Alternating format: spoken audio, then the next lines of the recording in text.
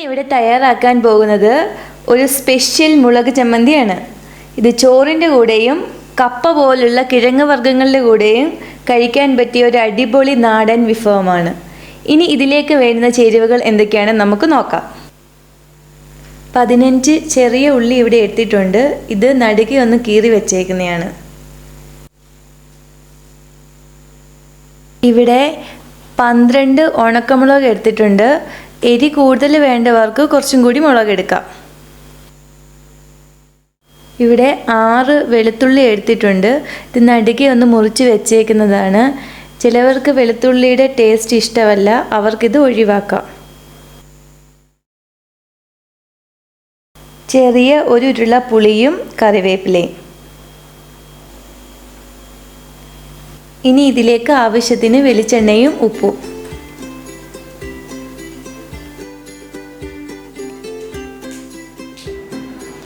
ഇനി നമുക്കിത് തയ്യാറാക്കി എടുക്കാം.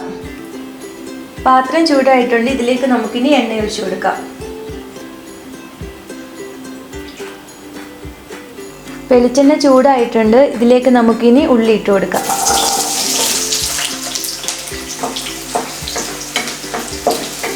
വെളിച്ചെണ്ണയിൽ കിടന്ന് ഈ ഉള്ളി നല്ലതായിട്ടൊന്ന് മൊരിയണം. നമ്മുടെ ചമ്മന്തിയുടെ ഏറ്റവും ടേസ്റ്റ് കൂട്ടുന്ന ഒരു ഘടകം എന്ന് പറയുന്നത് ഈ വെളിച്ചെണ്ണയാണ്. ഇനി നമുക്കിതിലേക്ക് വെളുത്തുള്ളി ഇട്ട് കൊടുക്കാം.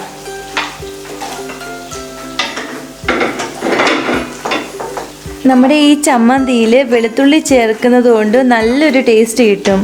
ഈ കിഴങ്ങ് വർഗ്ഗത്തിൽപ്പെട്ട ഈ ഫുഡൊക്കെ കഴിക്കുമ്പോൾ ഗ്യാസ്ട്രിക് പ്രോബ്ലം ഉണ്ടാകുന്നവർക്ക് വളരെ നല്ലതാണ് ഈ ചമ്മന്തി കഴിക്കുന്നത്.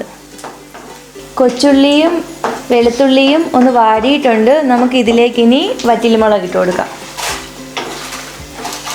ഇതും എണ്ണയിൽ കിടന്നിനി നല്ലതായിട്ടൊന്ന് ചൂടാവണം.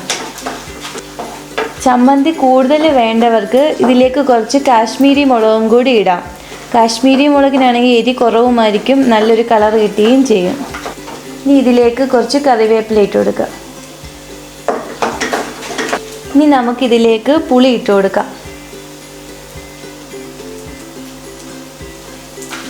ഈ പുളിയും ഈ വെളിച്ചെണ്ണയിൽ കിടന്ന് നല്ലതായിട്ടൊന്ന് മൊരിയണം.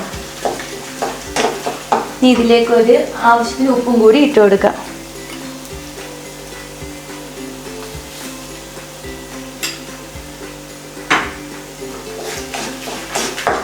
ഈ പുളിയൊക്കെ ഈ എണ്ണയിൽ കിടന്ന് നല്ലതായിട്ടൊന്ന് മൊരിഞ്ഞിട്ടുണ്ട്.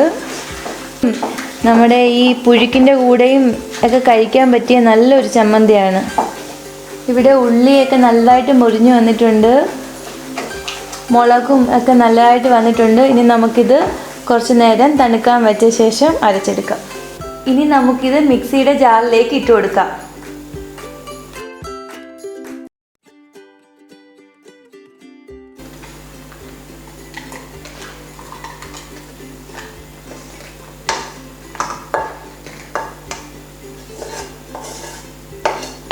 ഇതിനകത്ത് വെളിച്ചെണ്ണയും നമുക്ക് ഇതിലേക്ക് ഒഴിച്ചു കൊടുക്കാം.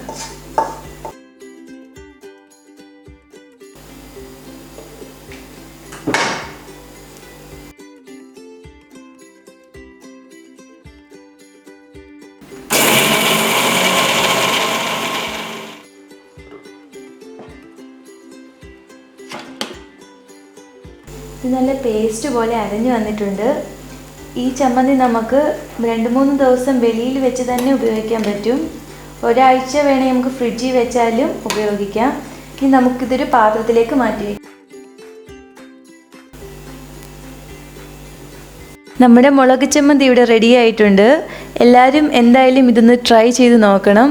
ഇതെന്തായാലും നല്ല ടേസ്റ്റി ആയിട്ടുള്ളൊരു മുളക് ചമ്മന്തിയാണിത്.